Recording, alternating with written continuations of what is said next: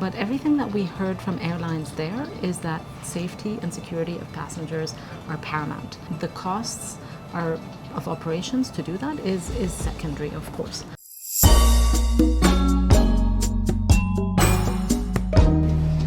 Hi, I'm Sarah Forster, news editor here at The National, and welcome to the latest episode of A Closer Look.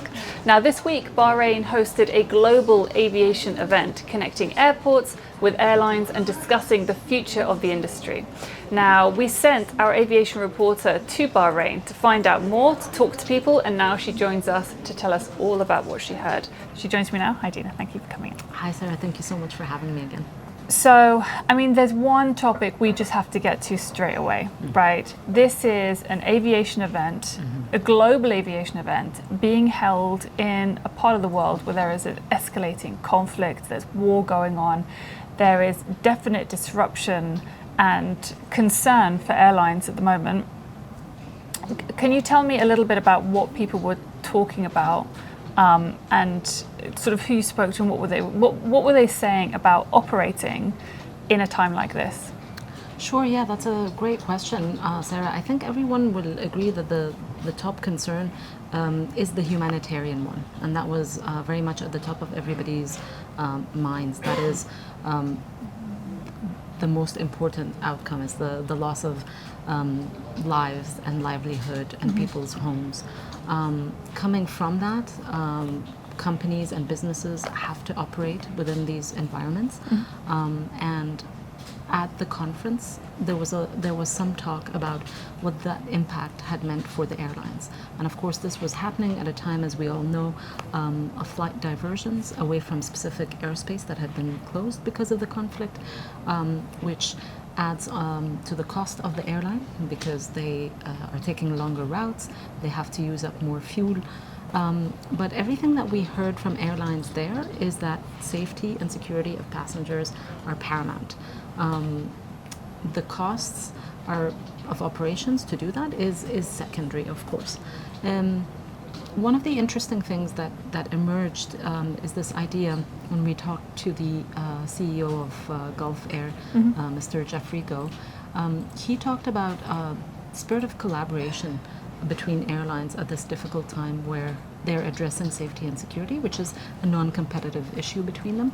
He talked that airlines are sharing intelligence and information to address flight risk assessments. So getting information about airspace, which areas to avoid, what are the next developments, the information to give their pilots. So that was really interesting. That's interesting, and as they should be.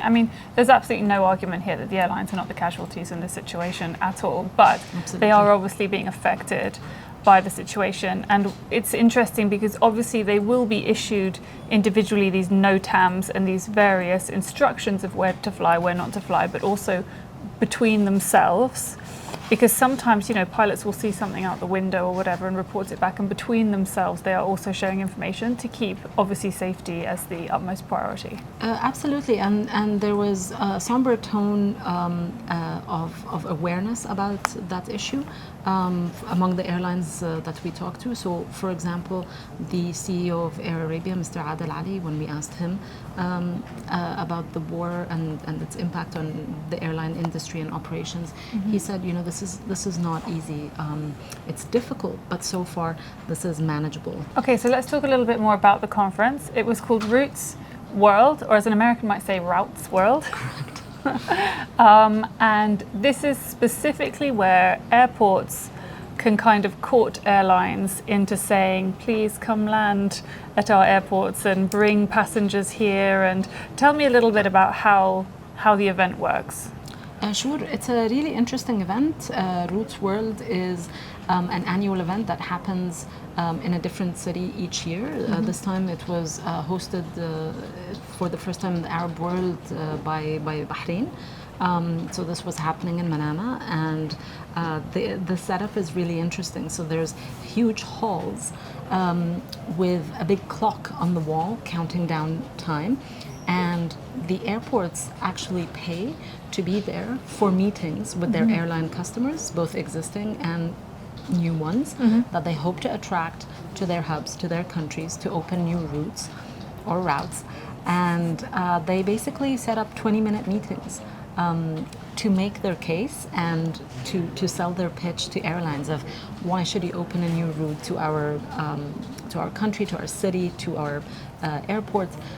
When an airline announces that they're flying to a new route, there's a lot of work in the background that takes place. And one of the first initial steps where you could see this work is at a place like Routes World, where the airlines network planners and route development executives are there hashing out the initial steps of these deals.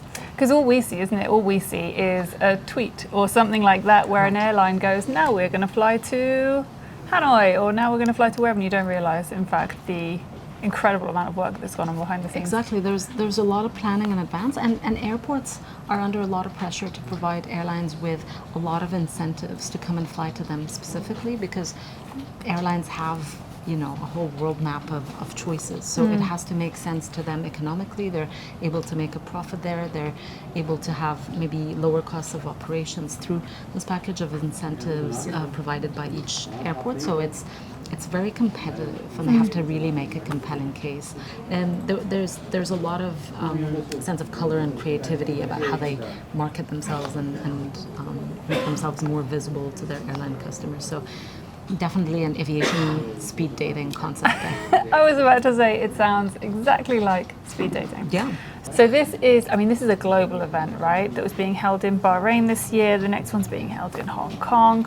You were down there to speak to some important people, to hear what's on their minds and pick their brains about things. Is there anything of note that stood out to you about the industry? Anyone you spoke to that said anything particularly ear-catching?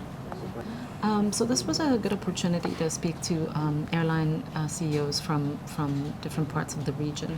And it was really interesting because they gave a lot of insights about developments in their business. So, for example, we had the CEO of Oman Air, which is continuing with its restructuring program, sort of laying down the foundations for future growth. And at this event, they announced the launch of their first new route in 5 years, and they're going to be flying to Rome, Italy. Oh. So that's really interesting. It's building up to future growth for that airline.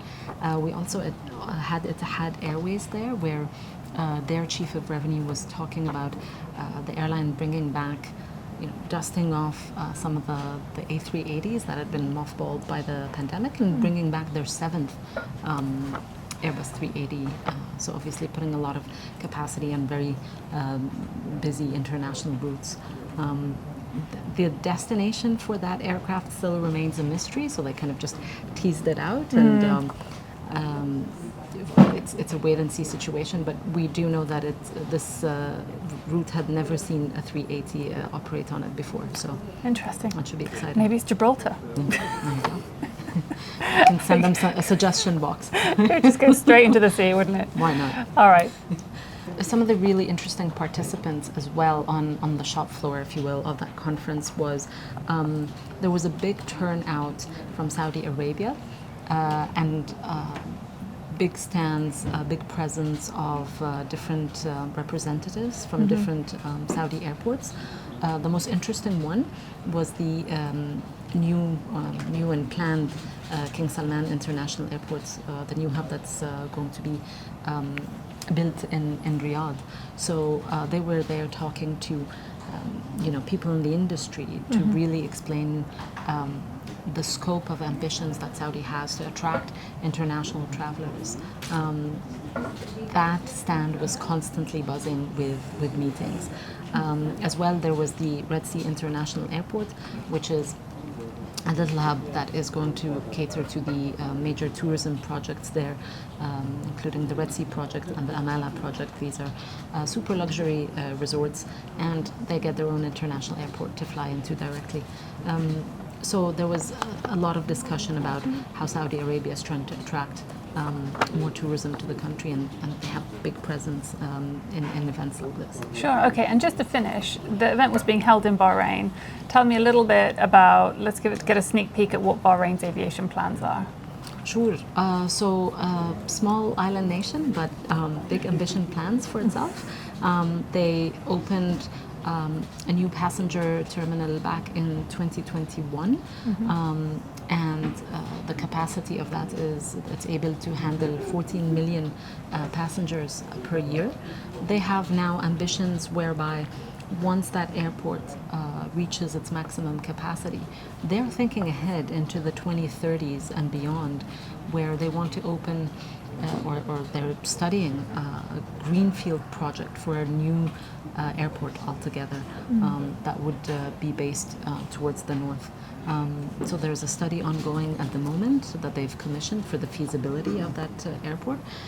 We spoke to the Bahraini Minister of Transportation, who told us that that could have a capacity of about 40 million to 50 million passengers. So that's quite huge, and that comes amid developments in the region. Of course, Riyadh with a new airport, here in Dubai, the new terminal that's being planned at DWC.